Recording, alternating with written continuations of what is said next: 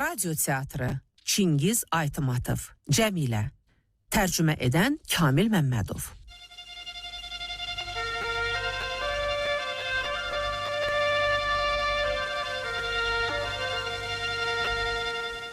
Budur. Mən sadə çərçivədə olan bu kiçik rəsmin qarşısında dayanmışam. Sabah səhər aula getməliyəm. Mən rəsmə diqqətlə və uzun müddət baxıram. Sanki o mənə xeyir-dua verəcəkdir. Bu rəsmi heç zaman sərgilərdə nümayiş etdirmirəm. Əksinə, aulda qohum-əqraba yanıma gələndə onu gizlədirəm. Bu əhvalat mənim ilk gənclik illərimdə baş vermişdir. Kursk və Oryol yaxınlığında atalarımız və qardaşlarımız cəbhələrdə vuruşurdular. Biz yeniyetmələr isə kolxozda işləyirdik. Ağır kəndli əməyi 15 yaşlı uşaqlardan ötürü çətin idi. Biçim vaxtı işimiz xüsusilə ağırlaşırdı. Belə qızğın günlərin birində mən araba ilə qaydanda evə baş çəkməyi qərar aldım. Həyətimizdə briqadir Arazmatı gördüm. O həmişə olduğu kimi qoltuq ağacını yəhərə bağlamış, özü də atın üstündə oturmuşdu. Anam onun yanında dayanmışdı. Onlar nə haqda isə mübahisə edirdilər. Olmaz bala, olmaz. Harada görsənib ki, arvad araba ilə kisələri daşısın. Əzizim, mənim gəlinimi rahat bırax. Qoy əvvəlki kimi yenə tarlada işlətsin. Bir həftədir görürsən ki, qarqıdalı da susuzluqdan yanır. Axı siz necə adamsınız? Əgər ayağımın yerində bu kötük olmasaydı, bunu sizdən xahiş edərdim. Elə özüm hər şey görərdim. Bilirəm, bu arvad işi deyil. Axı, kişiləri haradan alım? Əskərlərə isə çörək lazımdır. Məyər belə iş olar? Seyid, sən hardan gəlirsən?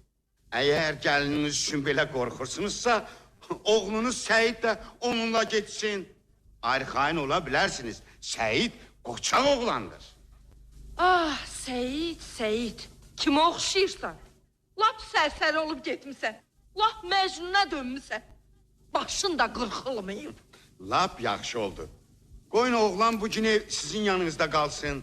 Başını qırxdırsın. Səyid, bu gün evdə qal. Atları yemlə. Sabah səhər isə Cəmiləyə araba verərik, birlikdə işlərsiniz. Bura bax ha, onun cavabdehi sənsən. Vay biçə, heç narahat olmayın. İstəyirsiniz, Danyarı da onlara qoşum.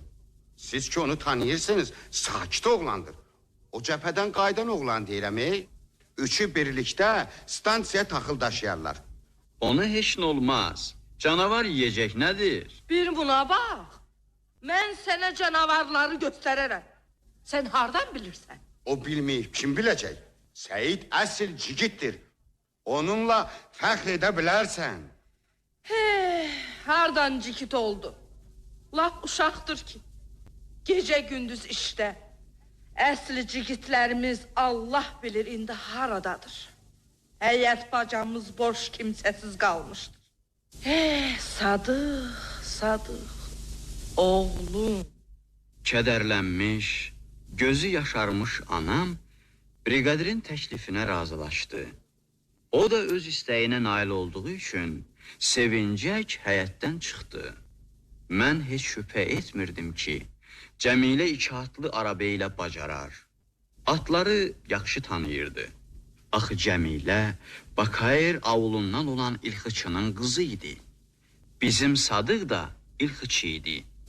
Bir dəfə yazda cıdır yarışlarında güya Cəmilə onu ötmüşdü. Kim bilir bu doğrudur ya yox, ancaq deyirlər ki bu hadisədən sonra Sadıq qızı qaçırmışdır. Başqaları isə təsdiq edirdi ki onlar bir-birini sevib evlənmişlər. Sadıqla Cəmilə cəmisi 4 ay bir yerdə yaşadılar. Sonra müharibə başlandı. Sadığı orduya çağırdılar. İndi isə Saratovda hərbi xəstəxanada idi.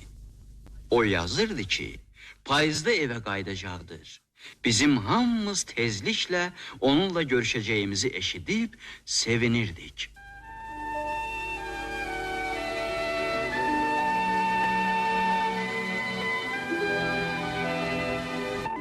Cəmilə qəşəng idi. Boylu buxunlu, qəddi qamətli idi. Şəvə kimi saçlarını 2 hörük etmişdi. O güləndə qara badamı gözləri gənclik atəşi ilə yanırdı. Mən onunla fəxr edirdim. Onun qardaşım arvadı olması ilə, gözəlliyi ilə, məğrurluğu ilə fəxr edirdim. Cigitlərin, xüsusilə evlərinə qayıtmış cəbhəçilərin ona tez-tez nəzər saldıqlarını görürdüm. Mən qısqanırdım. Öz bacılarına qısqanan kiçik qardaşlar kimi qısqanırdım.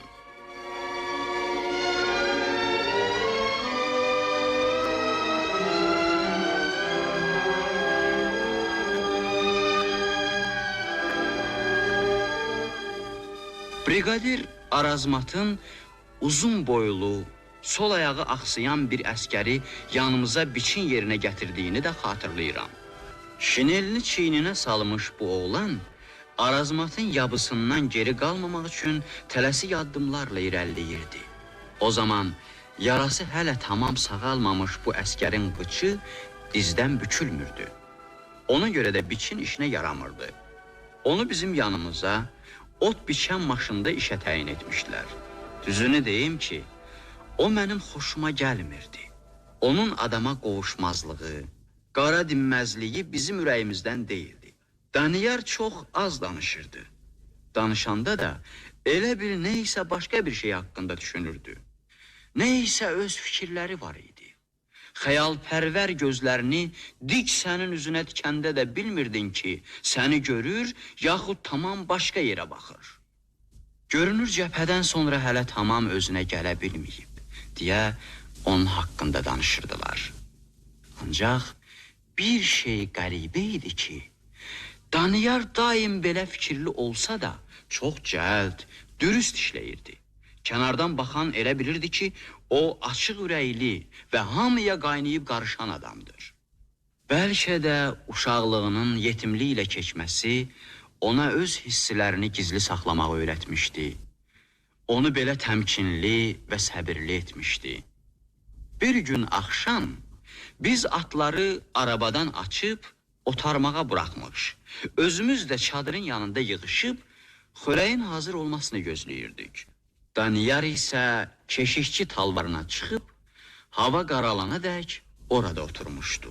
Görəsən orada nə eləyir, yoxsa onu keşikçi qoyublar deyə biz gülüşdük. Bir dəfə maraq üçün Daniyarın dalınca mən də talvara dırmaşdım.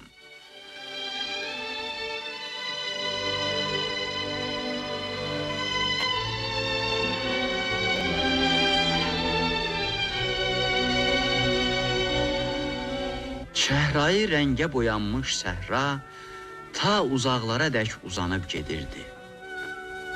Daniyar mənim gəlişimə əhəmiyyət vermədi. O, qışlarını qucaqlayıb oturmuş, fikirli nəzərlərlə hara isə uzaqlara baxırdı. Mən elə gəldi ki, o, eşidə bilmədiyim hansı səsləri isə diqqətlə qulaq asır. Ara bir diqqətini cəmləyib, gözlərini daha geniş açırdı. Onu nə isə sıxıb əzirdi. Fikirləşdim ki, bax, indicə ayağa qalxacaq və qəlbini mənə açacaqdır. Lakin belə olmadı.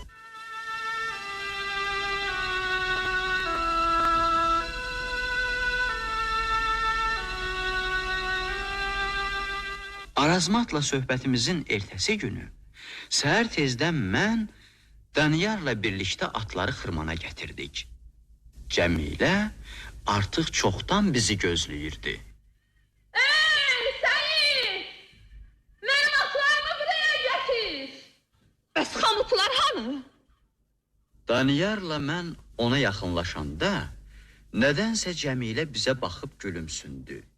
Bizim görkəmimiz ona qəribə gəlmişdi. Yaxşı tapışmışsınız. Biraz cəld olun. İsti düşənədək səhranı keçməliyik.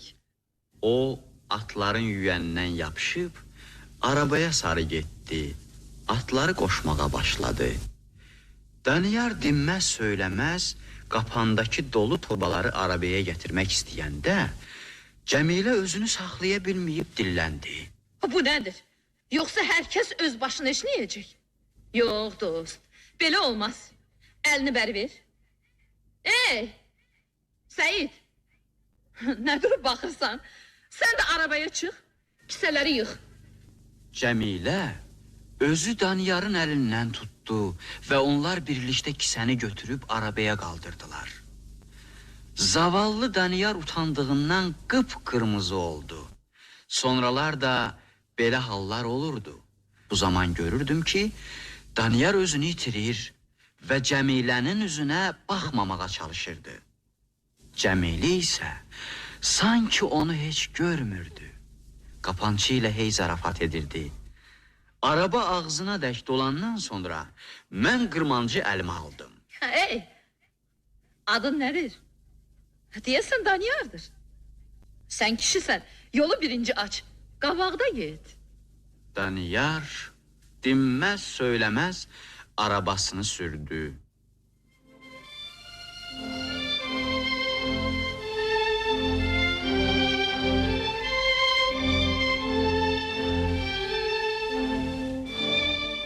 Yolumuz çox uzaq idi. Stansiyaya təqribən 20 kilometr yol getməliydik. Bir gün ərzində yalnız bir reys edə bilirdik. Stansiyada isə adam çox olurdu. Müxtəlif yerlərdən gələn arabalar, dağ kəndlərindən enən yüklü ulaq və kəllər hər tərəfdən stansiyaya axışırdı. Dəmir damı günəşin istisindən qızmış qəbul məntəqəsində isə taxıl dağ kimi qalanmışdı. Biz kisələri ensiz taxta körpü ilə lap yuxarıya qaldırmalıydıq. İstidən və tozdan nəfəs almaq olmur. İndiki kimi yadımdadır. Çiynimdə daşıdığım kisələr çox ağır idi.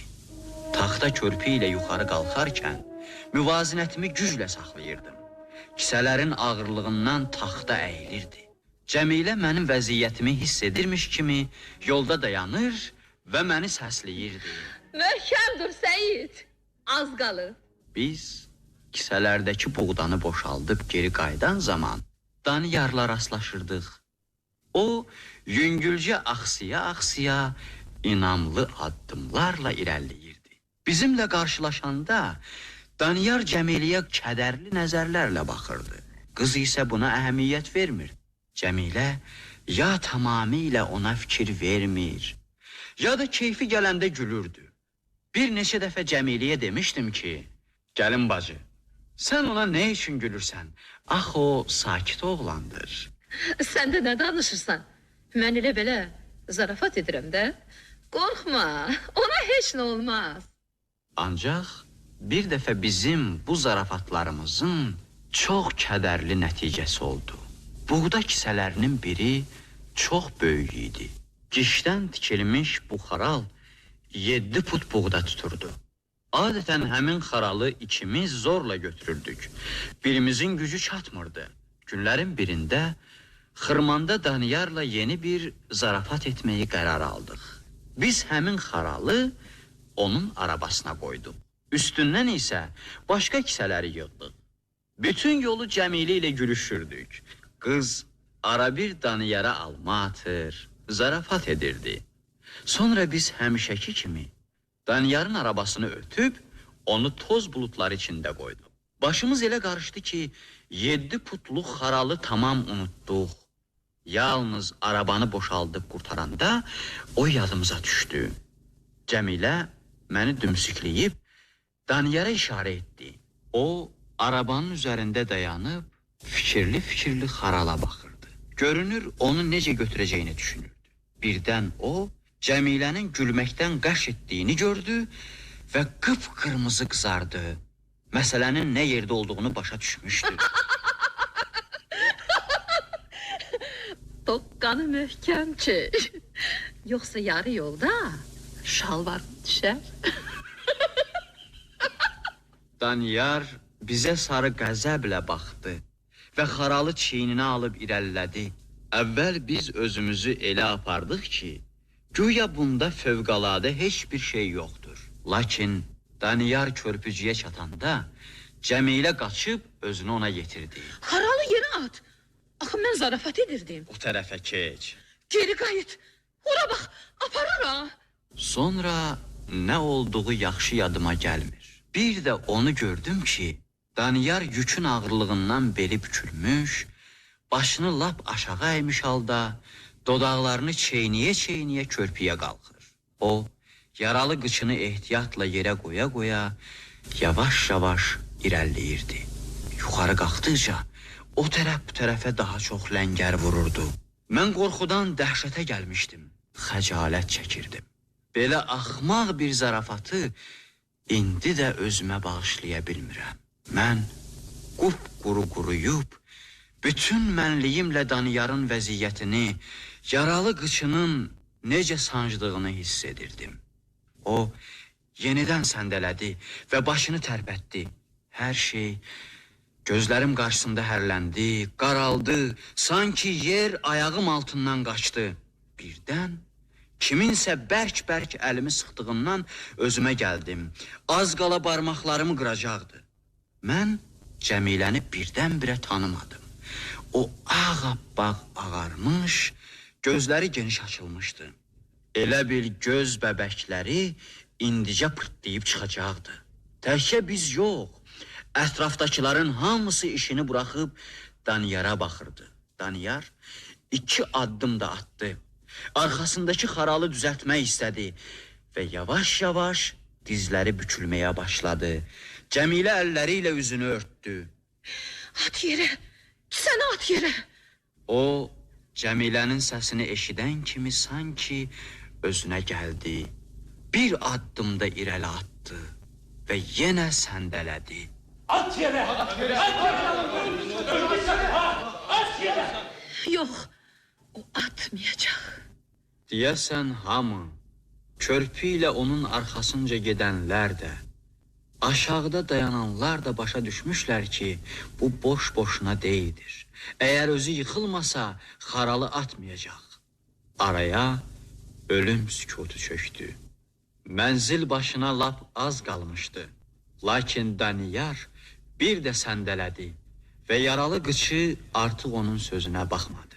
Əgər xaralı yerə atmasa, indicə özü baş aşağı gedəcəkdi.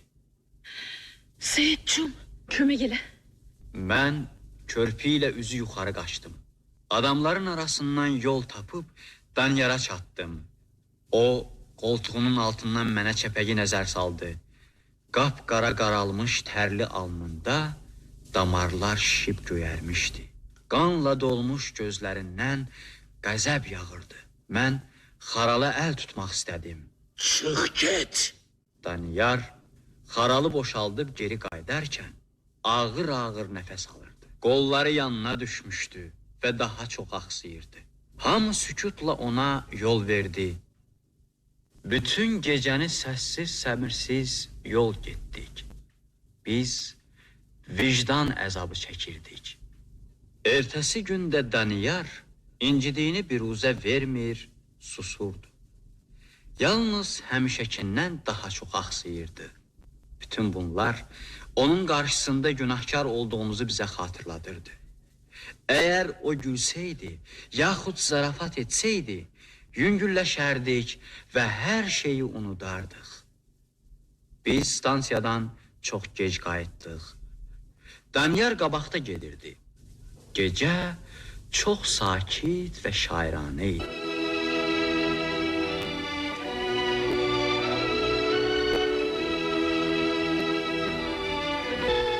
Hey, Daniyar! Bir şey okusana! Cigizsən yoxsa yox? Sən oxu Cəmilə! Mən səni dinləyirəm. Yoxsa elə güman edirsən ki, bizim qulaqlarımız yoxdur? Biz dinləmək istəyirik. Bir buna bax, oxumaq istəmirsən, heç lazım deyil. Çakka basıp gülgündür kızdıktım kayda getirip boşuğuydu uzundardı yürgündür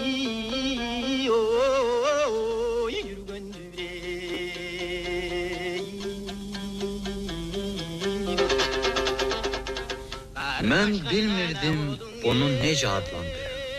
Heç indi də bilmirəm.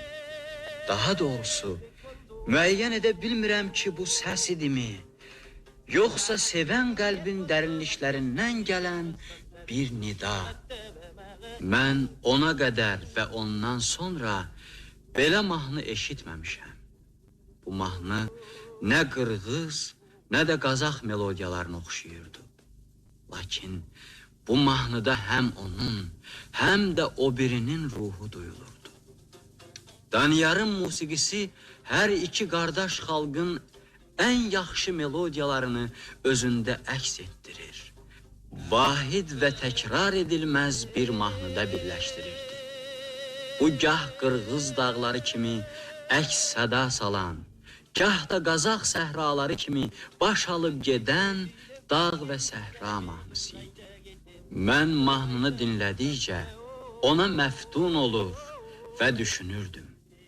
Bəs belə, deməli Daniyar bu cür adammış. Axı kim təsəvvür edərdi ki, onun belə zəngin mənəviyyatı vardır? Bəs niyə indiyəcən susurdu? Niyə indi dilləndi? Mən indi başa düşdüm ki, nə üçün o bütün axşamı keşikçi talvarında oturub xəyala dalırdı. Niyə tək tənha çayın kənarında qalmağı sevirdi? Nə üçün həmişə başqalarının duyub eşidə bilmədiyi səsləri dinləyirdi? Nə üçün onun gözləri birdən alışıb yanır, qaşları dartılırdı? Mən başa düşdüm ki, o bənd olmuşdur, vurulmuşdur. Özü də sadəcə olaraq başqa bir adama bənd olmamışdır. Onda həyata, doğma torpağa çox böyük və sonsuz bir məhəbbət vardır. Bu məhəbbəti özündə, öz musiqisində qoruyub saxlayır və bu məhəbbətlə yaşayır. Mən hələ uşaqlıqdan rəsm çəkməyi sevirdim. Lakin müharibə başlandı, qardaşlarım orduya getdilər. Mən isə öz yaşıdlarım kimi işləməli oldum. Bu zaman rəngləri və fırçanı tamam unutdum. Lakin Daniyarın mahnısı mənim daxili aləmimi yenidən oyatdı. Cəmilə də tamam dəyişmişdi. Sanki o əvvəlki dilli dilavər, güləyən qız deyildi. O, Daniyardan qaçır, onun gözlərinə baxmağa cəsarət etmirdi. Bir dəfə Cəmilə xırmanda nəvazişli bir səslə Daniyara dedi: Bir bu köynəyini çıxardaydın, tamam çirk içindedir. Ver yuyum. Sonra o köynəyi yuyub qurumaq üçün sərdi. Özü isə uzun müddət oturub ehtiyat və nəvazişlə köynəyi oxşayırdı. Cəmilənin kədərlənməsi mənə ağır gəlirdi. İstəyirdim ki, o yenə əvvəlki kimi deyib gülsün, zarafat etsin. Bəzən mənə elə gəlirdi ki, Cəmilə ilə mən eyni və anlaşılmaz bir hiss ilə həyəcanlanmışıq. Bəlkə də bu hiss çoxdan bəri qəlbimizdə yurt salmış, indi isə özünü biruzə verirdi. Mən Cəmiləyə, onun həyəcan və kədərlə dolu olan simasına baxır və sanki onun şəxsində özümü görürdüm. Onun qəlbini qaynayıb daşan bir hiss səzirdi. Cəmilə əziyyət çəkərək bənd olduğunu həm etiraf etmək istəyir, həm də istəmirdi. Axı, o bizim gəlinimiz, qardaşımın arvadı idi. Bu fikirlər ani bir surətdə ağlıma gəlir, lakin tezliklə onları özümdən qovmağa çalışırdım. Cəmiləyə baxarkən çöllərə qaçmaq, ucadan qışqırıb yerləri və göyləri köməyə çağırmaq istəyirdim. Bir dəfə mənə elə gəldi ki, bu suallara cavab tapmışam. Həmişə olduğu kimi yenə stansiyadan qayıdırdıq.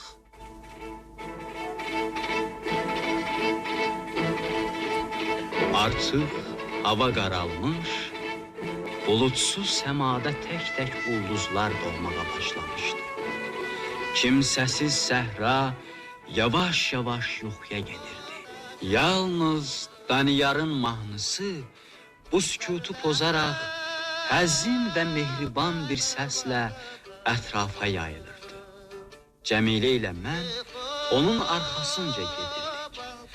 Cəmilə başını aşağı əyib, arabanın yanından möhkəmcə tutmuşdu. Daniyarın səsi yüksələndə, o birdən başını geri atıb, arabadan yerə tullandı və gəncin yanında oturdu. Əllərini boynuna qoyub, tərpənmədən ona baxmağa başladı. Mən onların yanı ilə irəliləyir, hərdən bir qabağa qaçıb bu qoşa gəncə tamaşa edirdim. Daniyar sanki yanında Cəmilənin oturduğunu hiss etməyib, oxuyur, hey oxuyurdu.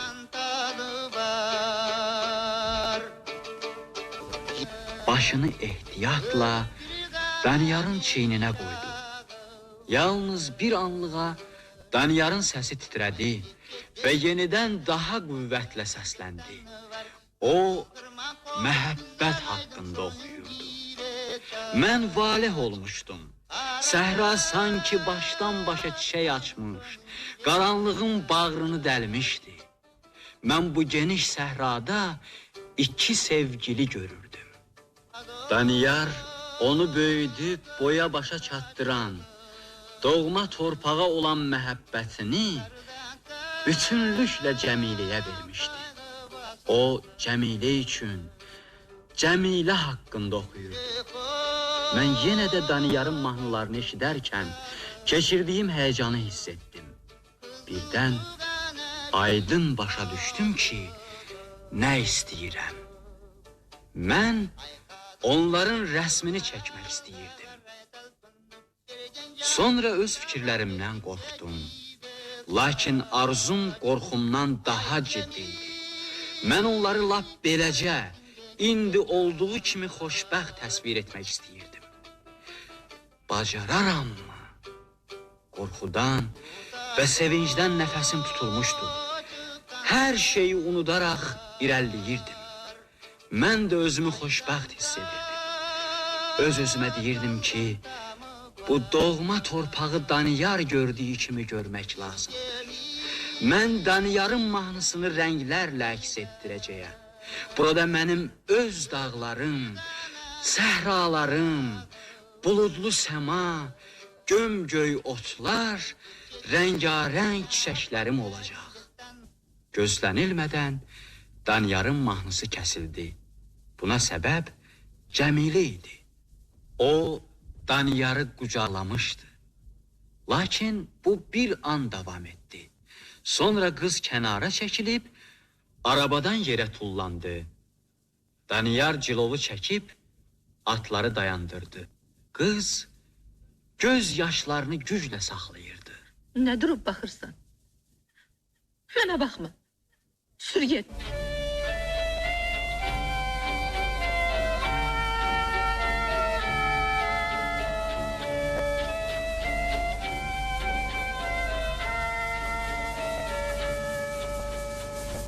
Səhər qəlbimdə xoş bir hiss duydum. Cəmilə və Daniyarın şəklini çəkəcəkdim. Gözlərimi yumub, onların simasını hafizəmdə canlandırdım. Lakin gözlərimi açıb qarşımda tutxun və kədərli Cəmiləni görəndə bütün bu hisslər yox oldu. Yəqin ki, o gecə yatmamışdı. Gözlərinin altında qara ləkələr görünürdü. O mənimlə bir kəlmə də olsun danışmadı. Brigadir Arazmat gələn kimi ona yaxınlaşıb dedi. Götürün arabanızı, kimə verirsinizsə verin. Stansiyaya kimi göndərirsinizsə göndərin. Mən daha getməyəcəyim. Sənə nə olub Şamaltay? Səni arı sancıb, nədir? Sənə dedim ki, istəmirəm. Vəssalam. İstədin, istəmədin, taxılı daşımalısan. Əgər səni birincidən varsa, bu saat ağacı onun başında sındıraram. Ağlını itirmisən nədir? Əskərlər üçün çörək daşıyırsan, Özündə deyirsən istəmirəm. Axı sənin ərin də oradadır. Bunu deyib, Arazmat cəld geri döndü və bir ayağı üstündə atıla-atıla uzaqlaşdı. Cəmilə pərt oldu və Daniyara tərəf ötəri nəzər salıb, astadan ah çəkdi. Daniyar bir qədər kənarda dayanmışdı. Atların boyunduruğunu bərkidirdi.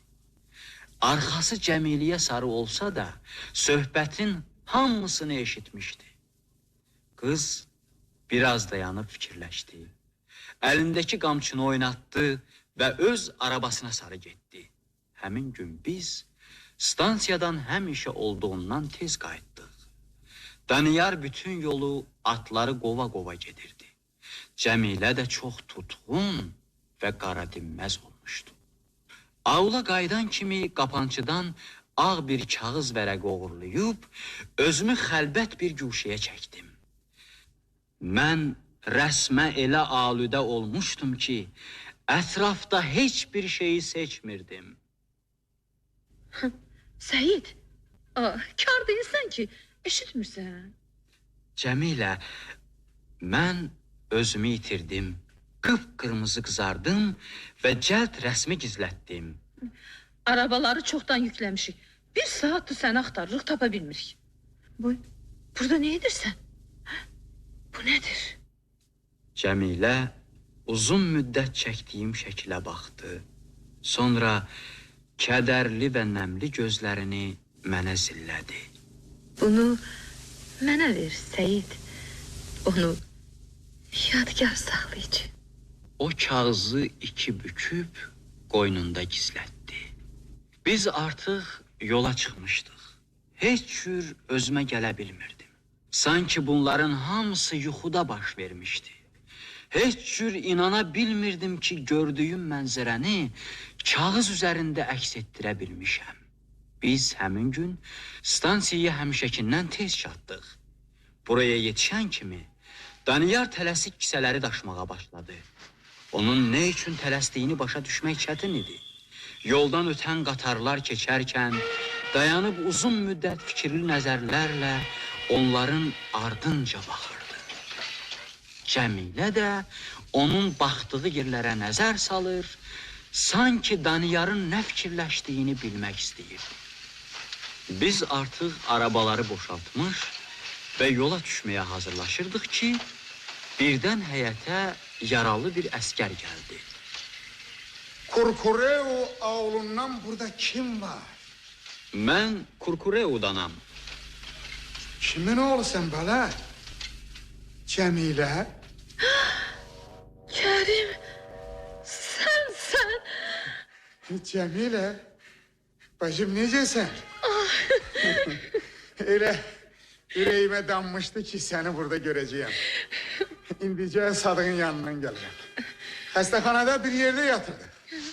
1-2 aydan sonra o da qayıdacaq. Görüşüb ayrılanda ona dedim ki, arvadına məktub yaz aparam. Budur, məktubu sənə verirəm. Cəmilə cəld məktubu aldı. Ona baxanda sifəti ağappaq oldu. Ehtiyatla Daniyara tərəf nəzər saldı. Daniyar arabanın yanında tək dayanıb Cəmiləyə baxırdı. Hər tərəfdən adamlar axışıb gəldi. Əskəri əhatə edib ona suallar yağdırmağa başladılar. Cəmilə hətta məktub üçün təşəkkür etməyə fürsət tapmamış, Daniyarın arabası sürətlə onun yanından ötüb keçdi. Araba həyətdən çıxıb tozlu yolda gözdən itdi. Beləliklə biz ilk dəfə stansiyadan evə tək-tək qayıtmalı olduq. Mən xırmana çatanda artıq qaranlıq düşmüşdü. Küləksiz havada ətraf sükuta qərq olmuşdu. Atları açıb çəmənliyə buraxdım və çaya sarı Daniyarın sevimli yerinə tərəf yollandım. O, büzüşmüş halda oturmuşdu. Yaxınlaşıb onu qucaqlamaq, nə isə xoş bir söz demək istəyirdim. Lakin mən ona nə deyə bilərdim? Bir qədər kənarda dayanıb tamaşa etdikdən sonra geri qayıtdım. Uzun müddət ot üzərində uzanıb qaranlıq səmaya tamaşa etdim. Öz-özümə fikirləşirdim. Ne üçün həyat bu qədər mürəkkəb və anlaşılmazdır?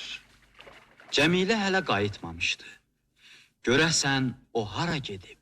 Çox yorulduğuma baxmayaraq yata bilmirdim. Daniyar çayın kənarından qaydanda hələ yatmamışdım. O bir xeyli xırmanı gəzib dolaşdı. Bir neçə dəfə yola baxdı.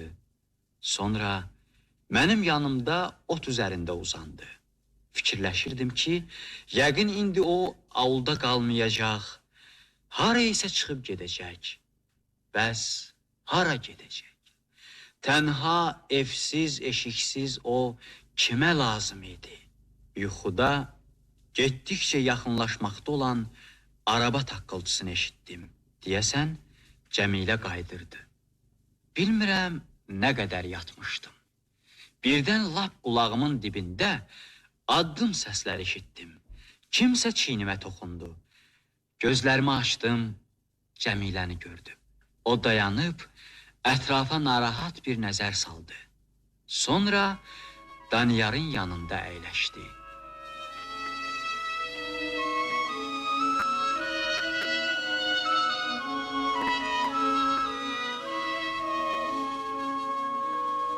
Daniyar, mən gəlmişim. Yəqin incidin, çox incidin mi? Məgər mən günahkaram, sən də günahkar deyilsən.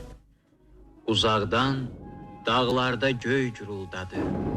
Şimşək Cəmilənin üzünü işıqlandırdı. O, ətrafa bir də nəzər salıb, Daniyara sarı əyildi. Onun çiyinləri titriyirdi. Sonra Daniyarın yanında uzandı. Yenidən şimşək çaxdı və başımızın üzərində göy güruldadı. Tufan yaxınlaşırdı. Doğrudanmı? Elə fikirləşirdin ki, səni ona deyişəcəyəm. Yox, vallahi yox. O heç zaman məni sevməmişdir. Hətta məktubu yazanda da mənim adımı ən axırda qeyd edirdi. O mənə lazım deyil. Qoy nə deyir desin. Səni heç kəsə verməyəcəyim. Mən səni çoxdan sevirəm. Hətta səni tanımayanda belə sevir və yolunu gözləyirdim. Cəmilə, sevgilim, əzizim Cəmaltay, mən də səni çoxdan sevirəm. Cəbhədə döyüşəndə də sənin haqqında düşünürdüm. Bilirdim ki, mənim məhəbbətim vətənimdə qalmışdır. Mənim məhəbbətim sənsən, mənim Cəmiləm. Küləyin qovub gətirdiyi güclü yağış sanki torpaqla öpüşürdü. Göy guruldayır, ara bir şimşək çaxır, amansız külək vıyıldayırdı. Mən xoşbəxt idim. Elə bir his keçirirdim ki, sanki ağır xəstəlikdən sonra ilk dəfə günəşin şüalarına baxıram. Güclü yağışın şırıltısından Daniyarla Cəmilənin səsini eşitmirdim. Havada xoş bir payız ətri, təzə səmanın raihəsi ətrafa yayılırdı. Görəsən, bu payızda bizi nə gözləyirdi? Bu haqda nədənsə heç düşünmürdüm.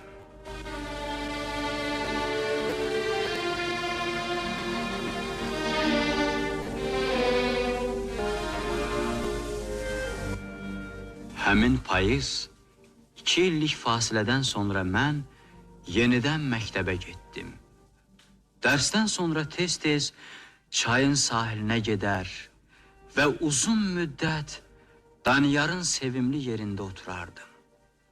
Öz ilk etüdlarımı mən burada çəkmişəm.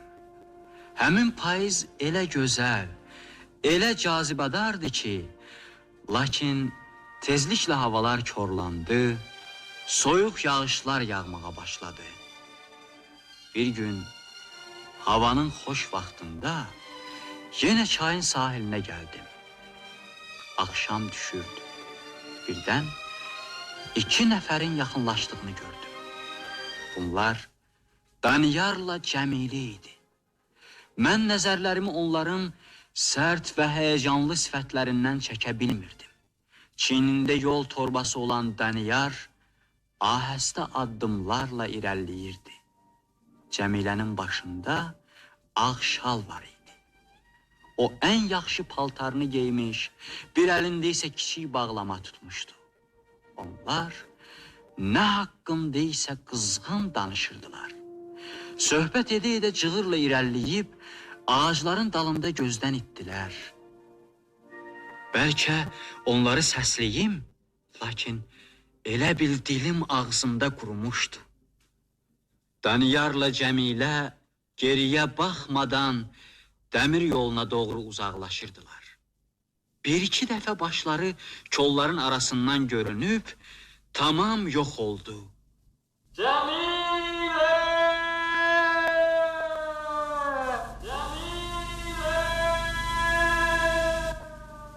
Deyə dağlar əks-səda verdi. Cəmilə deyə bir də qışqırdım. Sonra özüm də hiss etmədən çay keçib onların dalınca qaçdım. Paltarlarım yaş olmuş, ağırlaşmışdı. Lakin buna əhəmiyyət verməyərək hey qaçırdım. Birdən nəyəsə ilişib üzü qoyulu yıxıldım. Uzun müddət bu vəziyyətdə qaldım. Gözlərim yaşla dolmuşdu. Özüm də hiss etmədən hönkür-hönkür ağladım. Ara bir Cəmilə deyə hıçqırır və göz yaşları içərisində boğulurdu. Mən ən əziz və yaxın adamlarımdan ayrılmışdım.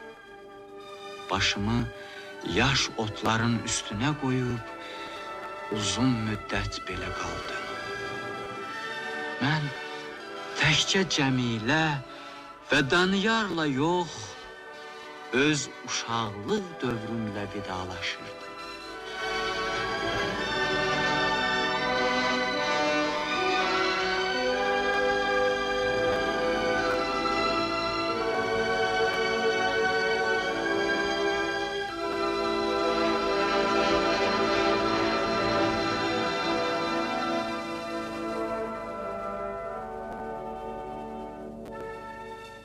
Palçıq içində evimizə qayıdarkən, həyətdə adamların bir-birinə dəydiyini gördüm. Kimsə atları yəhərləyir, bir başqası bütün gücü ilə qışqırırdı. Bu amara kişiyi çoktan doğramak lazım idi. O kız bizim neslimizi biabr etti. O indi benim elime düşseydi, onu hele buradaca öldürerdim. Tez olun yiğitler, atlanın. Onlar uzağa gidebilmezler. Stansiyada onları yakalayarıq.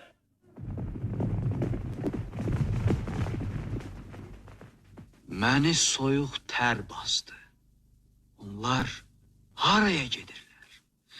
Lakin atlıların başqa səmtə yollandıqlarını görüb sakitləşdim. Astaca evə girib atamın kürkünə büründüm. Bundan sonra bütün avulda bir neçə gün qaçqınlar haqqında söhbət getdi. Hamı onları məzəmmətləyirdi. Təkcə mən Cəmiləni, öz keçmiş gəlin bacımı günahkar hesab etmirdim. Daniyarın əynində köhnə şinel, ayaqlarında cırıq çəkmə olsa da, mən yaxşı bilirdim ki, onun qəlbi, mənəviyyatı necə zəngindir. Yox, heç cürə inana bilmirdim ki, Cəmilə onunla bədbəxt olsun. Bütün cəhdimə baxmayaraq, bu hadisədə mənim iştirak etdiyimin üstü açıldı. Bir dəfə evdə oturub divar qəzeti üçün şəkil çəkirdim. Anam sobanı qalayırdı. Birdən qardaşım Sadıq acıqlı içəri girdi. O ağappaq ağarmış, qəzəbindən gözləri hədəqəsindən çıxmışdı. Yanıma gəlib bir vərəq kağızı gözlərim qarşısına tutdu. Bunu sen mi çəkimsən? Mən özümü itirdim. Bu mənim ilk rəsmim idi. Kağızdan Daniyarla Cəmilə bir canlı kimi mənə baxırdılar. Mən çəkmişəm. Bu kimdir? Hain. O kağızı cırıq-cırıq edib qapını çırparaq otaqdan çıxdı. Sən əhvalatı bilirdin? Bəli, bilirdim.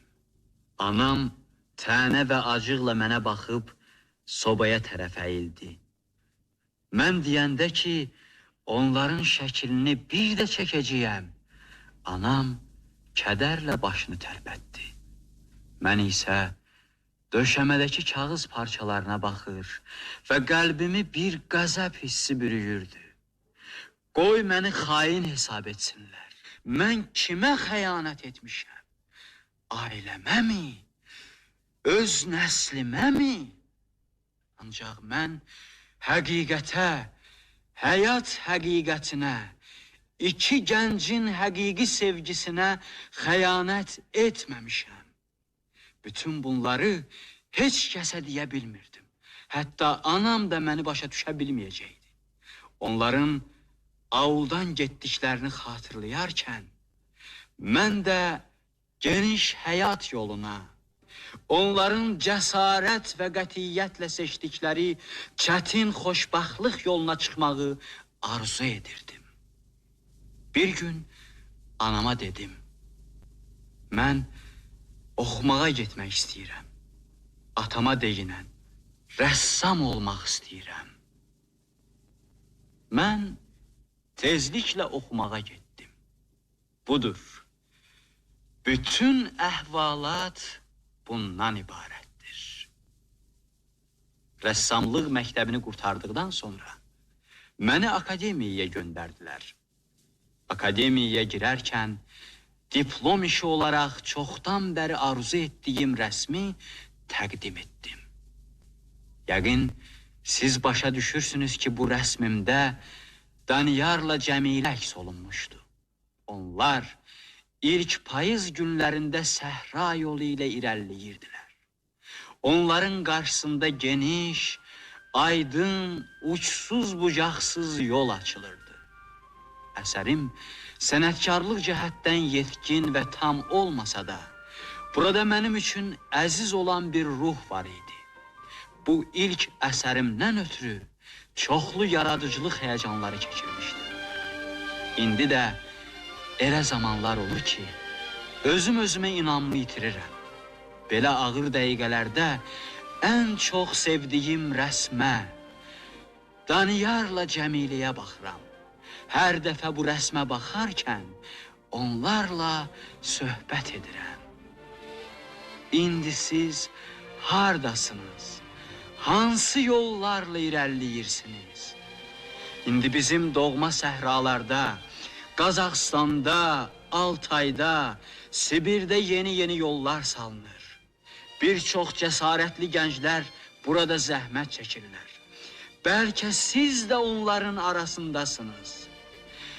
Mənim Cəmiləm, sən səhranın geniş yolu ilə geriyə baxmadan getdin. Bəlkə sən yoruldun, yarı yolda qaldın, özünə olan inamını itirdin. Onda Daniyara arxalan, qoy o sənin üçün öz sevgi mahnısını, doğma torpağa və həyata olan məhəbbət mahnısını oxusun. Qoy doğma səhranın gözəl təbiəti gözlərin qarşısında canlansın. Həmin o gözəl avqust gecəsini xatırla. İrəli get Cəmilə, yolundan dönmə. Sən özünün xoşbəxtliyini tapmısan. Mən onlara baxarkən Daniyarın səsini eşidirəm. O məni də öz yanlarına çağırır. Deməli, yola çıxmaq vaxtıdır. Mən səhra ilə öz avlumuza gedəcəyəm. Orada yeni həyat nişanələri, yeni rənglər tapacağam. Qoy mənim hər bir rəsmimdə Daniyarın mahnıları səslənsin. Qoy mənim hər bir əsərimdə Cəmilənin qəlbi döyünsün.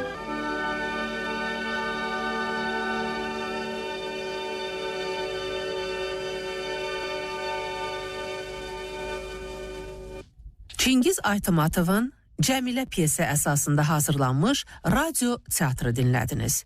Tərcümə edən Kamil Məmmədov. Rejissor Nəsir Sadıqzadədir. İştirak edirdilər Hökümə Qurbanova, Həsən Ağa Salayev, Məmməd Rıza Şeyxzamanov, Atamoğlan Rızayev, Hökümə Qasımova, Ramiz Mustafayev. Tamaşa 1961-ci ildə lentə alınıb.